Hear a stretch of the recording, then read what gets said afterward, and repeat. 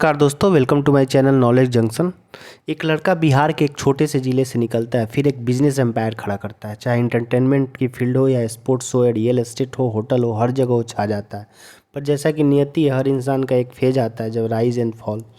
मैं बात कर रहा हूँ सुब्रतो राय, सहारा श्री सुब्रत राय, जिनकी हाल ही में निधन हो गया। मुंबई के धीरू भाई हॉस्पिटल में डॉक्टरों का उन्होंने आखिरी सांस ली और डॉक्टरों का मानना था कि वो डायबिटीज़ और भी कई रोगों से वो ग्रसित थे। काफ़ी दिनों से ये सफ़र कर रहे थे और इसकी जानकारी सहारा ग्रुप ने शेयर की।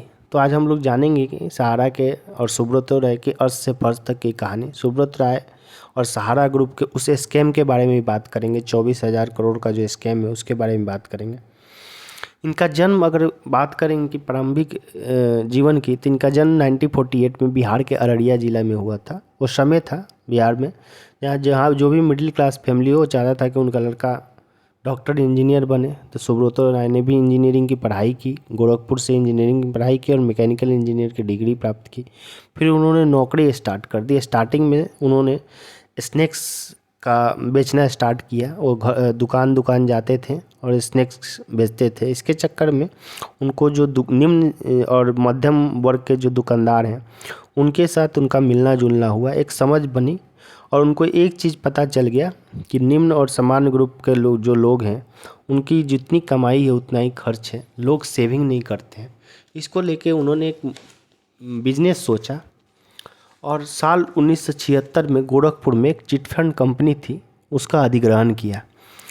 उन दिनों बहुत ही चिटफंड का जो प्रथा था उन दिनों बहुत ही प्रचलित था। बिजनेस अच्छा लगा तो जो कंपनी चिटफंड की जो कंपनी थी वो घाटे में थी। सुब्रतो राय ने 2000 का इन्वेस्टमेंट करके इस कंपनी को टेक ओवर किया। 1978 आते आते मतलब 2 साल बाद इस कंपनी का नाम सहारा इंडिया परिवार कर दिया गया। इस कंपनी का बिजनेस मॉडल जो था कि निम्न और मध्यम लोगों से छोटे छोटे निवेश स्वीकार करना किस्तों में और फिर उनको एक फिक्स टाइम पर ब्याज सहित लौटा देना, और इन पैसों को अलग अलग क्षेत्रों में इस्तेमाल किया जाने लगा सहारा ग्रुप द्वारा, चाहे वो रियल एस्टेट हो, इंटरटेनमेंट हो, स्पोर्ट्स हो, होटल हो। देखते ही देखते कंपनी इतनी पॉपुलर हो गई कि 90 के दशक में सबके जुबान पे सहारा था। सेविंग का मतलब लोग समझते थे सहारा ही। इनके हर शहर में ब्लॉक लेवल पर रीजनल ऑफिस खोले गए, एजेंट काम करने लगे और कंपनी मिडिल क्लास के लिए सेविंग करने के लिए बहुत प्रोत्साहित किया। और 92 आते आते सहारा का अपना न्यूज़पेपर आने लगा, सहारा राष्ट्रीय, सहारा टीवी। आपने न्यूज़ चैनल सुना होगा सहारा टीवी। और जो पुणे का जो हाई क्लास जो था एनबी वैली प्रोजेक्ट जो अभी विवादों में है, उनको लोगों को ड्रीम बंगलो देना, और इसमें कई फिल्म स्टार से लेकर बड़े बिजनेसमैन भी इस जो प्रोजेक्ट में उन्होंने इंटरेस्ट दिखाया। साल 2000 में सहारा ने लंदन का जो ग्रॉसमर होटल है और न्यूयॉर्क का प्लाजा होटल उसको तक खरीद लिया। टाइम मैगजीन ने भी इसको हाईलाइट किया, रिकॉग्नाइज किया सहारा को, और अपने पीक पे थे सुब्रत राय। करीब सहारा 12 लाख लोगों को रोज़गार देता था, एम्प्लॉयमेंट देता था, और देश के रेलवे के बाद सबसे बड़ा रोज़गार देने वाली कंपनी बन गई थी। क्रिकेट के जर्सी जो इंडियन टीम है उसके क्रिकेट के जर्सी पे भी बहुत कुछ साल पहले तक आप देखते होंगे सहारा का लोगो, तो सहारा इसको भी स्पॉन्सरशिप करता था। 2002 में business of the year award और कई अवार्ड भी सुब्रत राय को मिले। 2012 में भी most influential businessman of the India दिया गया। पर साल 2014 में सेबी के द्वारा जांच में 24,000 करोड़ का स्कैम सामने आया जो पूरा सहारा ग्रुप को हिला दिया। इसकी शुरुआत आपको पता है कि 6 साल पहले ही हो गई थी। हालांकि 2008-9 में जब ग्लोबल रिसेशन आया था, इसकी मार हमारे देश पर भी पड़ी थी। कहीं ना कहीं बहुत ज़्यादा असर नहीं दिखा था, पर ग्लोबल रिसेशन था तो उसका असर दिखा और सहारा पर भी इसका असर पड़ा। जो भी निवेशक थे वो निवेश करना बंद कर दिए, और जो निवेश किए थे उन्होंने पैसा निकालना शुरू कर दिया। ये स्कैम 2014 तक सबके सामने आ गया। सहारा ग्रुप ने 2 कंपनियों में सेबी को कुछ गड़बड़ी नज़र आई, और वो पहली कंपनी थी Sahara Indian real estate corporation and दूसरी company Sahara housing investment corporation. दोनों कंपनियों पे आरोप थे कि ये ओएफसीडी के जरिए फंडिंग प्राप्त किया 24,000 करोड़ की निवेश।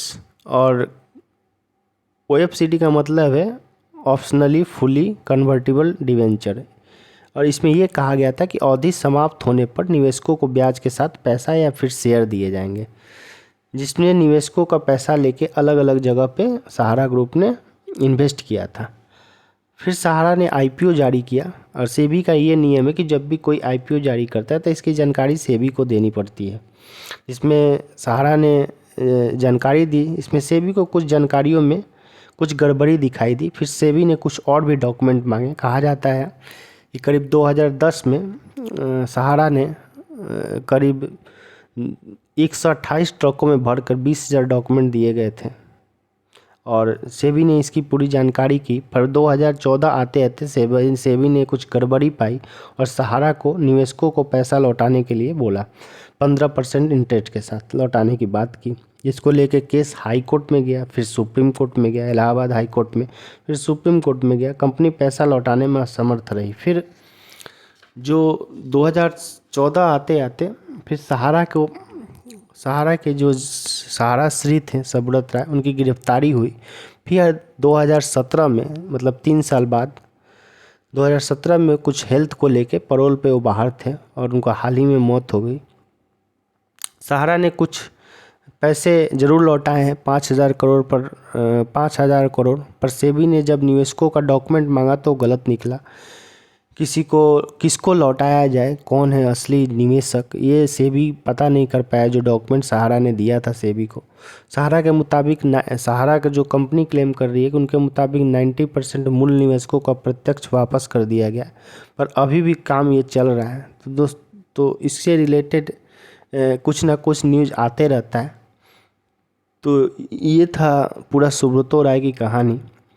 और इससे दोस्तों जो भी कुछ भी रिलेटेड सहारा ग्रुप पे अभी पोर्टल भी आया था सरकार द्वारा, तो और इससे रिलेटेड जो भी जानकारी थी मैंने आपको दिया। और आपको ये वीडियो अच्छी लगी हो तो please subscribe this channel, like share and comment. Thank you.